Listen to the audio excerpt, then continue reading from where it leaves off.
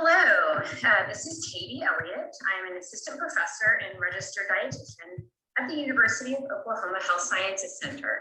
On behalf of my colleagues, Dr. Karen Luce, Kathryn Konrad, and Donna Wood, I am proud to present to you today our work on making a difference in mother's health through an interprofessional approach.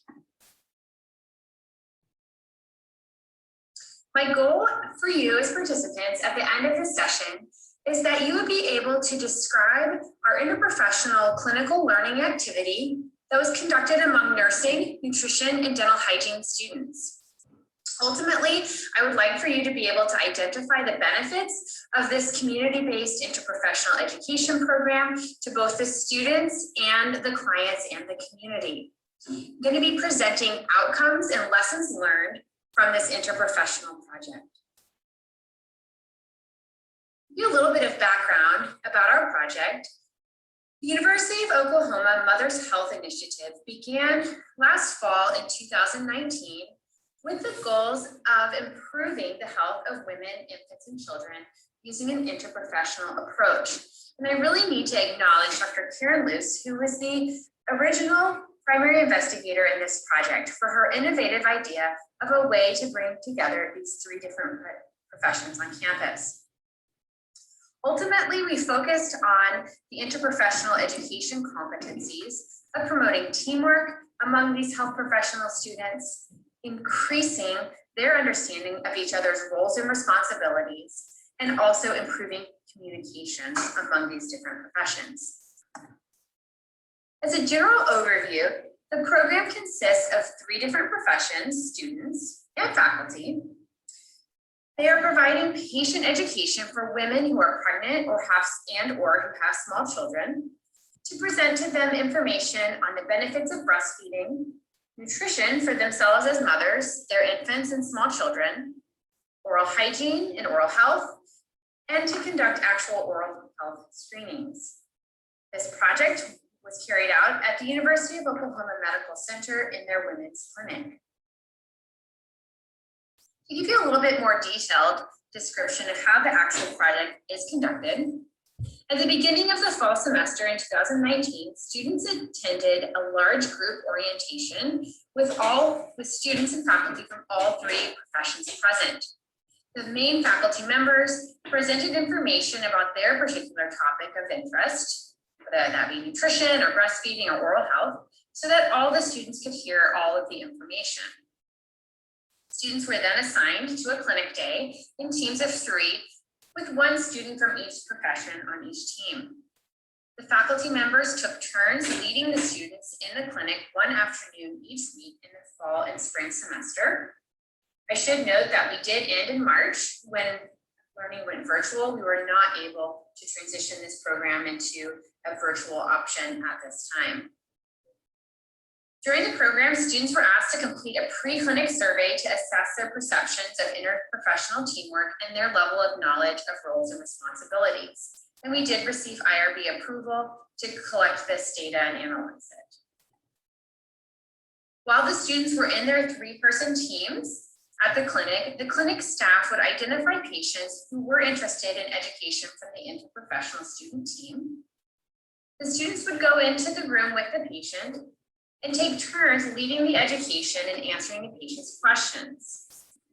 Once the students had left the room, the faculty member who was there that day would then debrief with the students after each patient encounter. And this is really where some rich conversation occurred. Students were asked after the experience that day to take a post-clinic survey regarding what they experienced. And that's basically what I'm going to be talking about in the second half of this presentation. So I'd like to present to you what we found from the student feedback in both fall 2019 and spring 2020 up through March.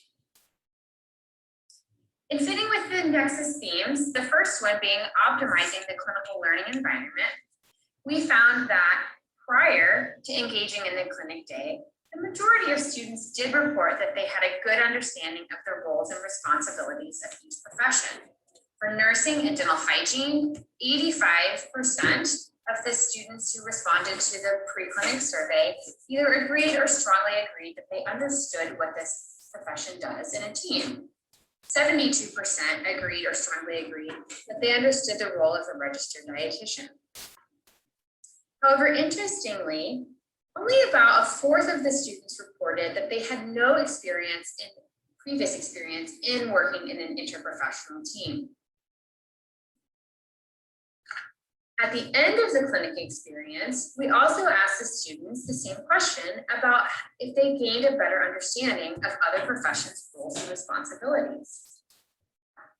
77% of students agreed or strongly agreed regarding nursing, 85% for registered dietitian, and interestingly, 100% agreed or strongly agreed that they had a better understanding of what a dental hygienist would do.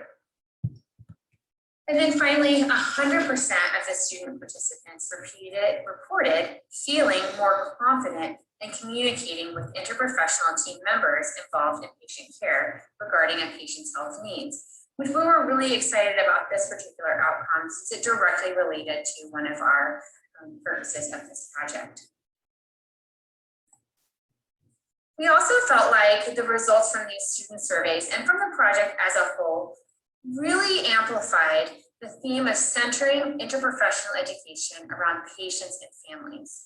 Pretty much everything that we did with this project was designed to make care better for patients and families. And what we found from the narrative comments from the student surveys is that this is exactly what happened when they participated in this type of project. In fact, comments like this first one, it helped me to realize what it's like for new moms and how hard it is physically and emotionally. Really focuses on walking in your patient's shoes and having that patient perspective. Other comments that point towards centering IPE around patients and families are seen here, with really trying to get to know each patient's situation and how you can better able as a provider give them the best information for their needs. Again, really highlighting how the students gained in knowledge and understanding of patient-centered care. Or like this last comment, getting comfortable with different patients in different conditions. What we as faculty and staff for this project learned is that coordinating student schedules among 3 different professional programs is really challenging. And I noted this in particular because I've worked in programs where we have made schedules for up to 8 or 10 or 12 or 14 different professions. And in some ways I assumed that it was because of the number of different professions involved that made coordinating the student schedules so difficult. But what we found in this particular project is even working with just as few as 3 different programs, it can still be just as challenging to find a day and a time that works for your students and faculty that then also works for your community partner. Speaking of community partners, it was very much critical to the success of our partnership that we establish a good working relationship with the clinic. Good communication so that they knew when our students would be there and what exactly they would be doing, so that they could really help us to identify patients who would be willing to work alongside of our students. We also discovered that students and faculty really need to be flexible for those high volume and low volume clinic days. Each team really had a different experience. We would have students who would finish a 4-hour clinic day and have seen multiple different patients. They were hopping from room to room and almost running out of pamphlets and things that they needed for that day. So a really busy day. And then we had some students who came and only saw 1 patient that day. And so faculty needed to be really flexible and be able to fill in that time and that gap with different types of learning and discussion with the students. And the students also had to be flexible in understanding that their clinic day might look different from their colleague, from their other students' clinic day as well. We also noted that because of the way that the spring semester changed so rapidly because of the pandemic, that potential opportunities for telehealth in the future would be really helpful so that we could potentially carry on this project beyond just the walls of the clinic and just beyond the walls of the classroom. Ultimately, we feel like this project really did help optimize the clinical learning environment for our students and help to center interprofessional education around the patients and the families that we care for in our community. We would like to say thank you to the Office of Interdisciplinary Programs at the University of Oklahoma Health Sciences Center and the Wisdom Foundation for their financial support of this project. I look forward to interacting in the live session and answering any questions. I'm also happy to answer any questions by email. Please feel free to contact me. Thank you so much.